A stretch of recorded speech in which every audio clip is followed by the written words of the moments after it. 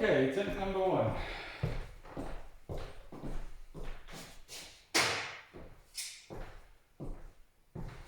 Hello, this is Arne Koets from the Kemenate in Laughleuven, and there was a gentleman from the United States whose name I don't know, who made an interesting video about strength in the bind when winding. And the basic premise was that you need sideways pressure or sideways geometry in order to get a strength at the bind. And the basic idea is also that it prevents from durchwechseln by basically just moving your guard out to the side. Now, this has some biomechanical problems. As you speed this up, it won't prevent a durchwechseln. So here we have Katja, who's not really a fencer at all, and she only just started doing a bit of longsword, well, tonight really. I only just kind of tried to explain to her. I don't even think I named it sword, how did I? So, and with a steel sword at that. So, when she strikes at me, and we come to the bind, if I now push it to the side like this, she can do a durchwechseln. And see, this is actually really easy. Now the key thing is that she allowed herself to go to ox without stopping her forward movement. This is literally 15 minutes of trying, and she could do that.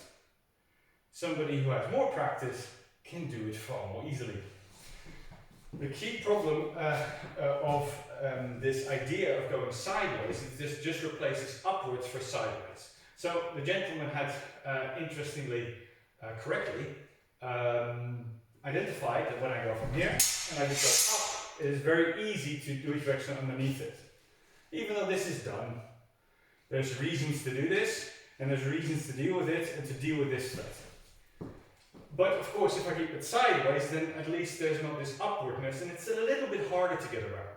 But the main reason why people fail at getting around in their durchwechseln is because they don't really train their durchwechseln that much, because most of the Lichtenauer tradition seems to kind of try to deal with the option of durchwechseln. And as we're doing lance work, and even with poleaxes, it crops up everywhere. But you're trying to close that option to your opponent by projecting your defense in the form of a strike. Zu Kopfe und zu Leibe, always strike at the head or at the body, at the target. So not just at their sword. So when she strikes forward, and I'm trying to do it somehow like this, first of all, I'm in the nach. She's actually threatening me. Yeah, maybe my defense will work. But then I need to shoot forward. It's a separate movement. It is a separate set of muscles that I need to fire and get right. And I'm dependent on my percussion working. What I could also do is try to actually hit her. The thing with a hit is that I'm not trying to hit her where she is currently, but at the end of my motion where the target will end up being. So I need to intersect with whatever part of the weapon I choose to hit with, let's say there, with the target that I choose to hit, let's say her head. So I need to project where her head is going to be. So from here, as she steps forward, I'm going to try and hit her head like that, which coincidentally covers me. That's what I'm trying to do. But as you do that, and you might find that your opponent goes, oh my god, and then they might just retard their step, going like, ah, what's happening? And in that case, I might end up in front of her and just simply go forward. This does not have to be a second action, this is just the extension of my initial action that just becomes a thrust. So I just go like that, which is very much like Devon Borman, Reconstruct the Fendente, same thing, it's the exact same thing. And this is done with lances, this is done with poleaxes, this is done with all sorts of things. And it's not that dissimilar to some rapier work anyway. So you just kind of project forward and thereby create a threat and a second threat, even if they change their plan or change what you think they're going to do. Now, what about strength at the bind? And this comes from to Maß und Länge. So Länge is the distance. That is our work with the distance. However, and then the reach. However, the word Maß is tempting to translate with measure, which would again be distance. But it's Maß und Länge, and the Maß is specifically defined in the sources to be hip engagement, to sinking your hips. Now when you do that, she comes in with a strike, she comes to me, I'm here, and if I now not push sideways or upwards, I'm just coming forward with my hips. That means that I'm wedging along the whole thing to improve my bind. This means that the bind wants to be closer to my hilt for as far as it can move at all, depending on the edges hacking into each other and so forth, but it at least has a pressure to come closer to my hilt. More importantly, I'm also projecting force in a very different way. So I don't have to try and hold myself together to be strong, which is ridiculously slow and small. I can actually do it whilst projecting my force. So I can go like that and then just go through here. Now what this also allows me to do is to move my tip around at will. And this is another key thing that you see people confuse. You can do hängen, where the tip is the rotational point of the sword, or at least sort of. But winding is a wider concept than just hängen. This is why there's two words. So you can do winding with pivot points in different parts of the blade as you see fit. And this allows you to maintain pressure on her blade by making a rotational circle of any point you choose of your blade in the strong, whilst the tip is moving in another direction because you pick where the pivot point on your sword might be organically. This makes life a lot easier to be strong at the sword and to make it a lot harder for her to do durchwechseln. So as we come in here, I can do this for instance. Now there's a physical catch here I happen to have. And this means that now I'm going for the lower target. It's actually easier to do it to the face. In particular when she's not wearing a fencing mask, you actually have more space because her face is rather long at the moment. Now because I have my hips in this alignment, I can move as far forward as I can without stepping, as is often, but not always, mentioned in the sources. So from there we have strike and thrust. And then I can project my strong forwards.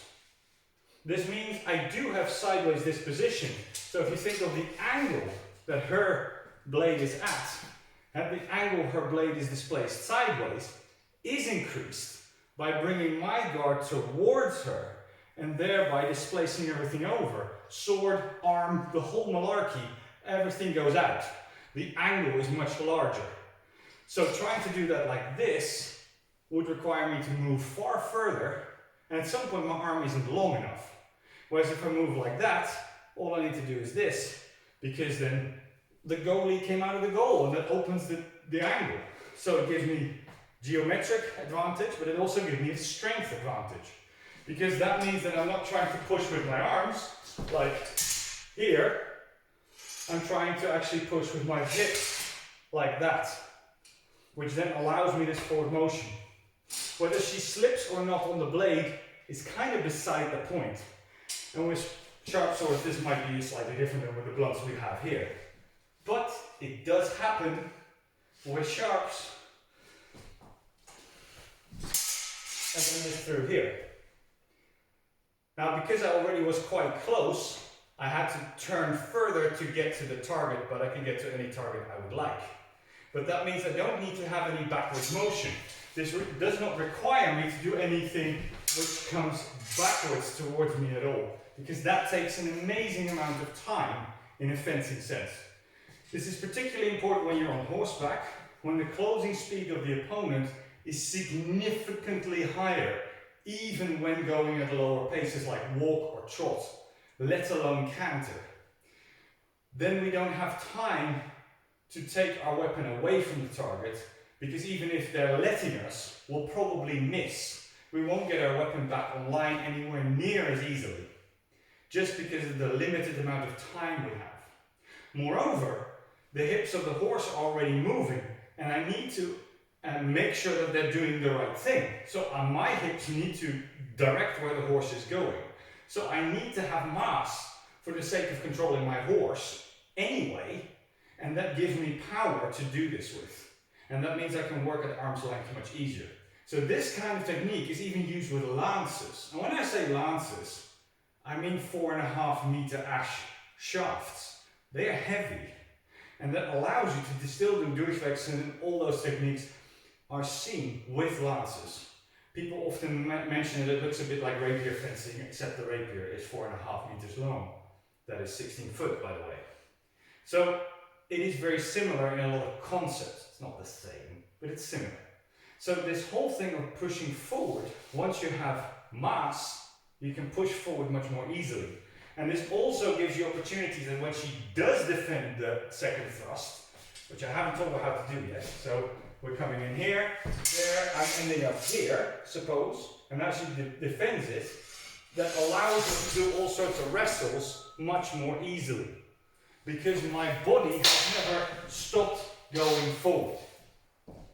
And that means that I have more of the whole curriculum of the Lichtenau tradition at my disposal in order to use the Edelkrieg, the noble war, as a whole in the fencing, as opposed to pushing something sideways and then bringing my body back to wrestle. That is a sideways motion, so I could go like this, then try to thrust into this, then wind. It will take forever. And that is fine when you're doing a drill where people are, well, cooperating, but when you need to speed it up, it starts becoming biomechanically incredibly complicated. And that's when that forward momentum that goes straight to the target and continues to the target is actually easier to speed up. And is much more foolproof because I have to make much fewer decisions. So what I'm saying is, you don't have to do this if you do this, or any other angle of winding you might decide. By pushing it forward, you actually get the sideways disposition you would need.